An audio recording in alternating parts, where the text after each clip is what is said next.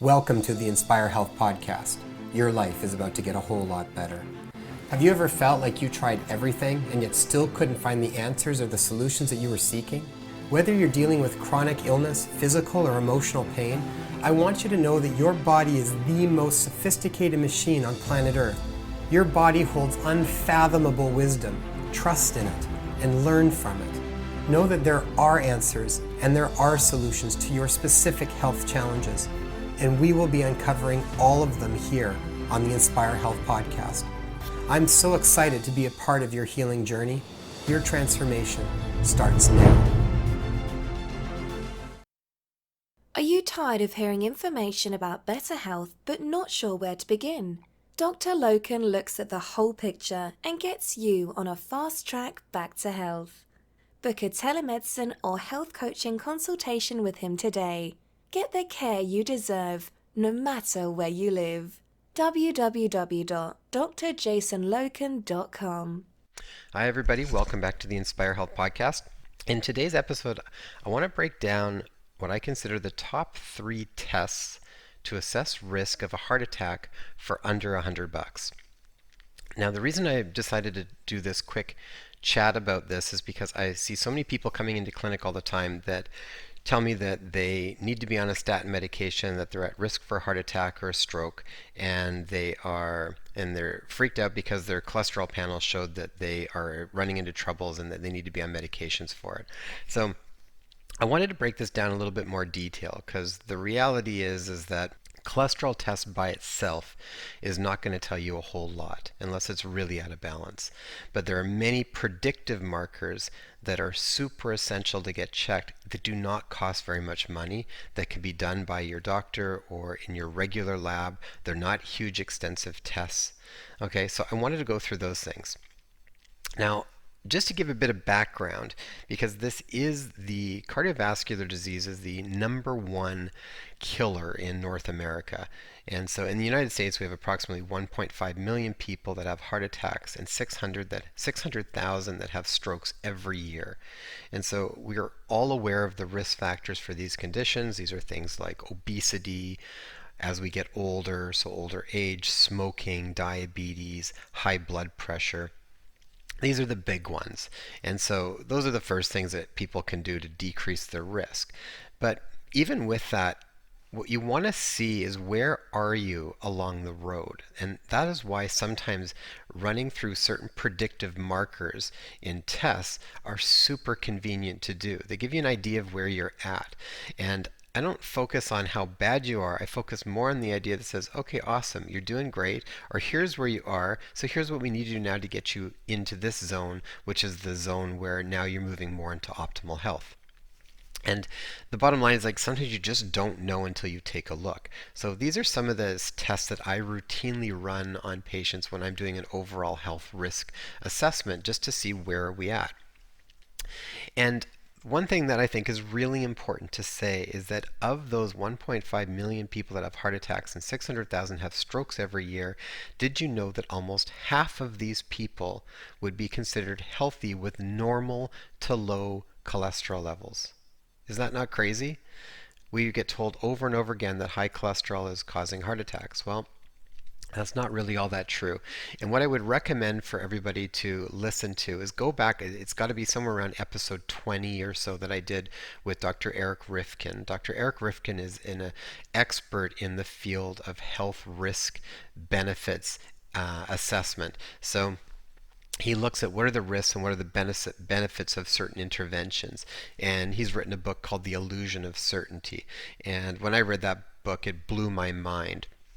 He looked at a number of different things, including cholesterol, including statin medications, including things like mammograms and colonoscopies and all sorts of stuff, and really to give you an idea in a user-friendly way of what exactly is your benefit to doing it and what is the risk prevention from doing certain interventions. And it really puts the power back into your own hands to decide if that's an intervention that you feel warrants the potential discomforts with it, if the risks and the benefits make sense for you.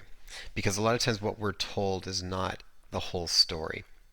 So listen to his episode. It's down around number 20 or so, somewhere around there, but with Dr. Eric Rifkin, and get his book, The Illusion of Certainty. Is brilliant and totally mind-blowing. For any clinicians, I implore you, you need to read that book. So when I'm looking at then a heart healthy profile, there's a few different things I look at. And you want to know, when should you get a heart healthy profile done? Now, in my mind, I think everybody should get it done routinely, because it's a lot of times you just don't know until you take a look. But specifically, if you have a family history of high cholesterol, heart disease, or stroke, you should get the heart healthy profile done.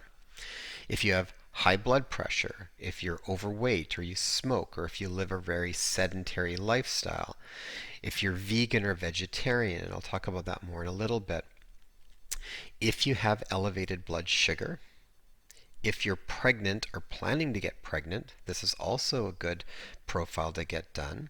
There's essentially three main labs I do on top of looking at cholesterol. So we still look at the cholesterol panel. Now, cholesterol by itself tells you almost nothing unless it's extremely high. But other than that, you still take a look at your, LDL, which is your bad cholesterol, HDL, which is your good cholesterol, so to speak, your triglycerides, and then we look at some ratios. And really the most important ratio to look at, if you're going to look at anything on a cholesterol panel, is your total cholesterol to your good cholesterol profile. So you're looking at your ratio of total cholesterol to HDL cholesterol. And I'll go through the numbers on that towards the end here as far as where you want to be.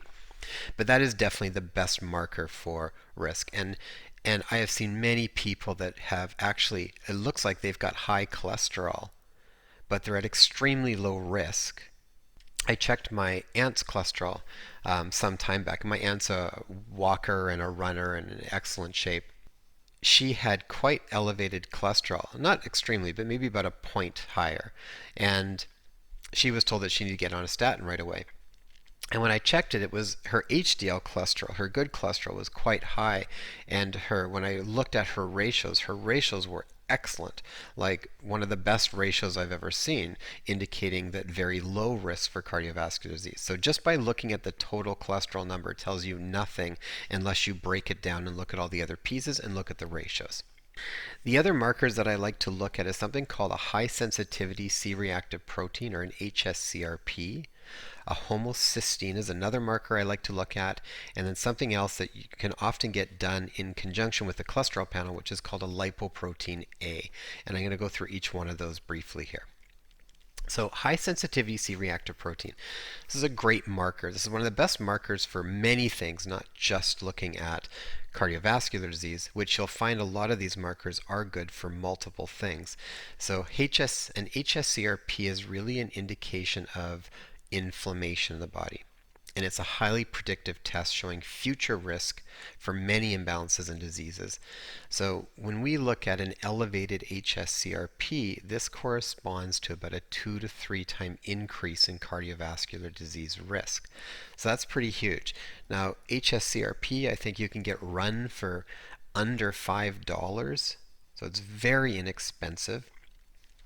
The high sensitivity part is a little bit more specific for cardiovascular disease assessment as opposed to just a CRP, or a C-reactive protein, but both give you very good information.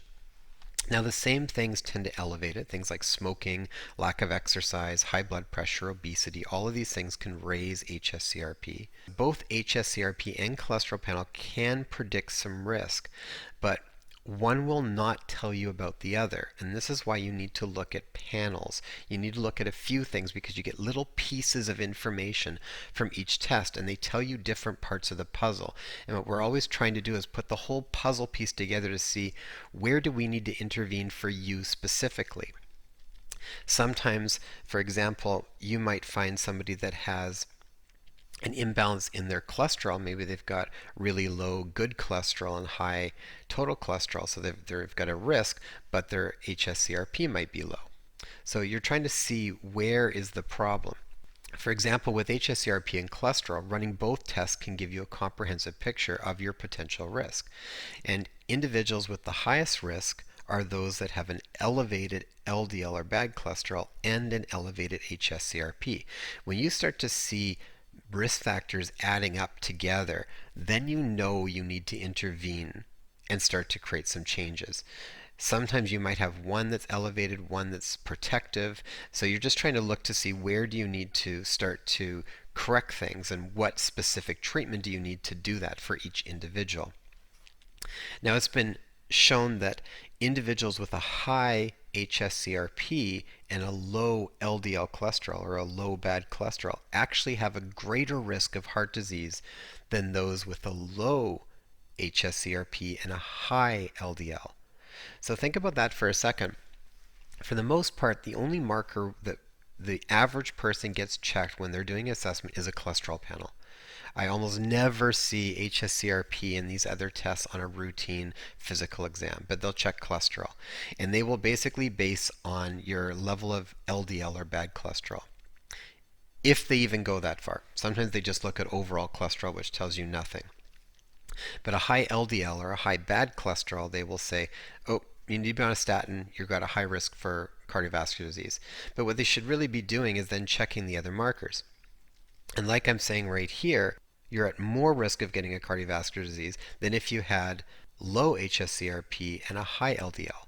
So again, you need to look at these different pieces, and they cost you next to nothing. I would request these from your doctor next time that you ask for it. Ask for these pieces of the puzzle to be checked out. Essentially, by running a cholesterol panel without an hsCRP, a valuable piece of the puzzle would be missing, which could cause one's potential risk to go unnoticed. And that's really what a lot of people are looking for, is how do you assess your risk without getting over caught up on it, because I don't like doing tons of predictive tests on everything where then people begin to focus on the problem.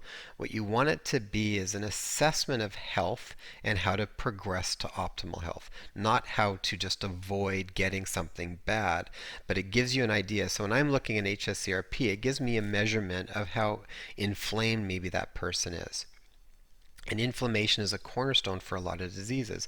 So if I know that that number is starting to get into the not so great zone, then we just have to tweak a few key things. And then that person moves closer to the optimal health range, which then just consequently decreases your risk of problems.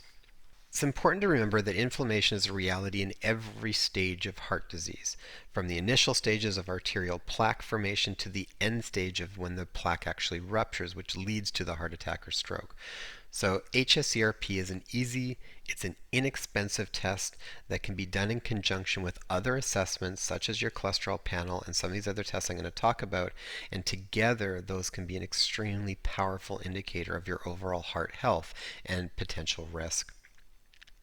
The next test that I would run is something called a homocysteine. And by some, homocysteine has become the most important screening examination for determining your risk of cardiovascular disease. Homocysteine is essentially an amino acid in the body, and is produced from another amino acid called methionine.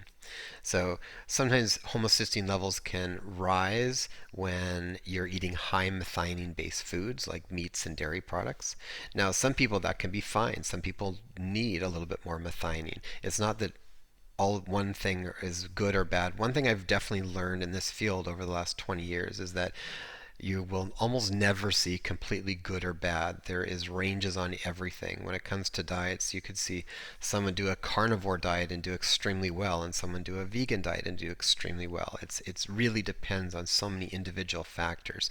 But these are just some pieces that can be related from what we're seeing in the literature that can raise homocysteine. The problem with homocysteine is that it needs to be metabolized. When homocysteine starts to elevate, that it can tend to start to cause some troubles. And so we need to make sure that it breaks down. And there's two basic pathways that break it down that require certain nutrients. And when those nutrients are in the low levels, that's where we can run into problems with elevated homocysteine. So for example, there's something called a remethylation reaction, and that uses folic acids and B12 to clear the homocysteine, or there's something called a transsulfuration pathway that uses B6. Now B6, B12, and folic acid are notoriously low in many people in North American diet. So it's one of the reasons why we're seeing homocysteine elevate. When homocysteine elevates, it starts to damage blood vessels, and it creates injury to the cells that line the arteries. So when that inner lining is damaged, there's an increased growth of smooth muscle, and then that can occlude arteries, which then leads to an increase of developing clots that can then lead to heart attack or stroke. So what's also interesting with homocysteine is outside of it just being a measurement for cardiovascular risk, what's also very interesting has been associated with many other conditions, including things like miscarriages, birth defects. So homocysteine is one that I will check routinely too when I'm seeing couples that are coming in that are wanting to be parents that have had miscarriages and they're not too sure what's going on, or if they're having troubles getting pregnant. It's one of the markers that I would look for. But if you're having miscarriages, I would definitely look at homocysteine levels as well. It's just another piece to get dialed back in. But miscarriages, birth defects, Alzheimer's disease, Parkinson's disease, dementia, rheumatoid arthritis, chronic fatigue, and elevated insulin levels, all of those things have been associated with higher levels of homocysteine. Now, vegans and vegetarians are often found to have much higher levels of homocysteine. I believe in one of the studies it showed vegans had about 50% higher than the average person and vegetarians about 30% higher. Now, the main reason is this would be for vegetarians and vegans that aren't balancing their nutrients out. You could definitely be fine if you're balancing those things out, but inherently in, say, a vegan diet, there's not a lot of B12 because B12 is primarily just going to be found in animal products. So if you're not having animal products, then you need to balance it out by taking it as a supplement or getting it in different ways. So check it out. You can have a lot of benefits from having a vegetarian diet in some ways, but there's also certain areas where we have some inherent deficiencies that can develop whenever we remove anything specifically from our diet. So we need to always just balance it out and then check it periodically. That's the only way you're really going to know. Once in a while, just take a check. I usually do a pretty comprehensive look once or twice a year for myself and my family just to see where we are. Even when I think I'm doing a good job with stuff, my metabolism changes, my lifestyle changes, all these different factors are constantly evolving. So what used to work for me at one point doesn't always work for me at another point. And sometimes I can't tell exactly all the time until I'm testing and seeing some of the numbers on it.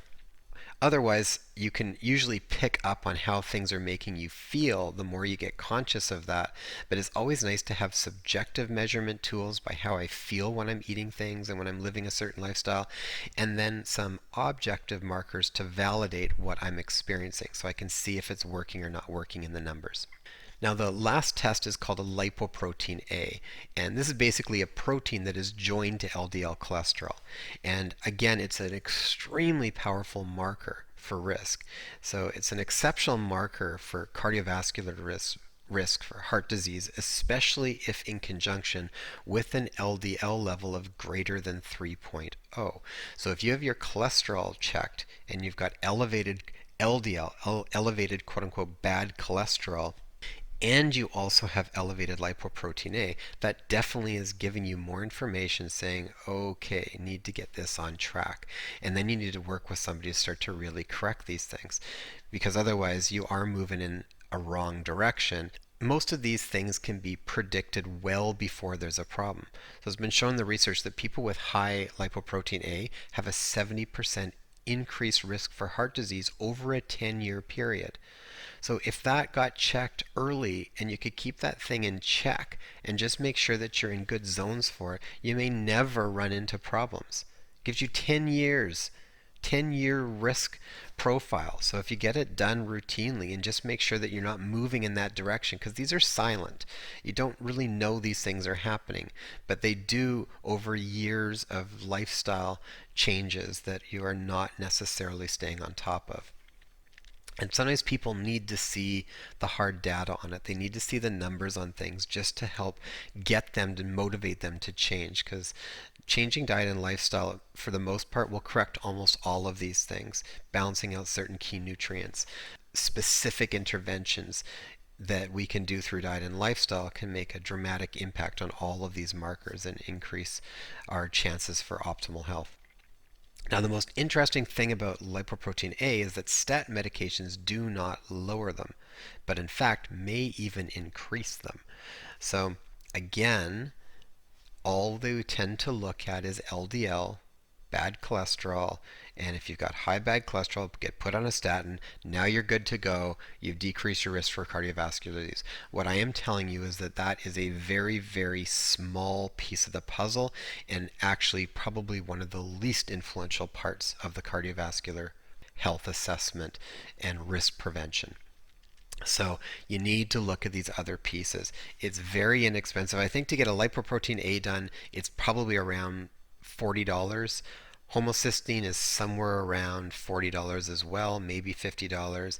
HSCRP is about $5. So for about $100 or less, you could get a very good profile completed to see where you are and where you're moving to. The last thing I want to just mention on here is when we're looking at ranges. I talk a lot about a big difference between normal and optimal ranges for people and where we want to actually be. So when we look at the normal ranges, you'll see that probably the most important one is looking at, for a cholesterol panel, the most important one is looking at the total cholesterol to HDL cholesterol. And it's generally the optimal zone is considered, or the normal zone is considered under 3. And I would tend to agree with that. I think that that's actually pretty good for the most part. You want to keep under 3. That's optimal. Your HDL, they would say you want to be greater than 1.29 or greater than 50 milligrams per deciliter in the States, where I would say we want to be probably more like above 1.55 millimoles per liter in Canada or above 50 milligrams per deciliter in the States. Lipoprotein A, the normal reference range, usually says you want to be below 30 milligrams per deciliter, where I would say we should be below more like 20 milligrams per deciliter. Homocysteine has a range between about 6.3 to 15 is considered normal. But what tends to happen is once you get to about 12, you've doubled your risk, and once you get above about 15, you've actually tripled your risk for cardiovascular disease. So ultimately, I would say you want to be more like around under 9, so 8 or a little bit lower. Now again, you don't want to be too low because that can be a risk as well. So you want to sort of be in that sweet spot. Somewhere probably around 6, 7, 8 in that zone is optimal. And then HSCRP, so when you look at HSCRP, generally it's considered between 1 to 3. So under 1 would be optimal, 2 would be average risk, and anything above 3 would be considered high risk. Now, I like to say everybody should be below 1, and after talking to Dr. Jaffe on some of his predictive tests, when he talks about HSCRP, he says really we should be probably under 0.5. So bottom line, there is some very good tests that can be done that when you look at them together, they paint a very complete picture. Now, there's lots of other tests that can be done to assess your heart health. What I'm trying to give you is some very practical ones that can be done very inexpensively. There are other tests where you can really break apart the cholesterol panel. You can look at the LDL and the HDL, and you can look at the size of them, and you can really break some of this stuff down in more detail. But that's not a very accessible test. It's more expensive to get it done. There's some very sexy tests that we can do for heart health, but I think for the most part, a lot of stuff can be done in regular blood work if you just know what to look for, if you know the zones that people should be in, and you know how to look at them in conjunction with each other. And most of the time we can get a lot of information for not a ton of money for it. All right, everybody, I hope that helps. So again, big test, look over at the cholesterol panel, but the most important one is the total cholesterol to HDL. That should be under 3. And if you are told that you need to be put on a statin medication, then I would say, well, do the whole panel then. Check my HSCRP, check my homocysteine, check my lipoprotein A. Let's see how much at risk you actually are, and look at your cholesterol panel from total cholesterol to HDL ratio. That's what's going to really tell you some information about that. Go and watch the episode with Dr. Eric Rifkin. He's brilliant. He will change the way that you think about all of these tests and whether or not they are providing all of the information that they are telling you that they're providing. Okay, everybody, stay healthy, and I will talk to you soon. Well, that was awesome. Thank you so much for taking the time to invest in your health and well-being. Since this podcast is brand new, reviews and subscribers are so vital for us to get off the ground and share this really important information. So if you found this information valuable, please post a review and subscribe to the podcast so you'll get our newest episodes. Also, if you know of someone who would benefit from this, please share it with them. You can also find us on Instagram at #InspireHealthPodcast. If you have a question that you'd like to be addressed, direct message me on Instagram or leave a comment on one of my posts. I would love to hear from you. And you can grab our show notes and free resources for each episode at inspirehealthpodcast.com. So be sure to go online and check it out.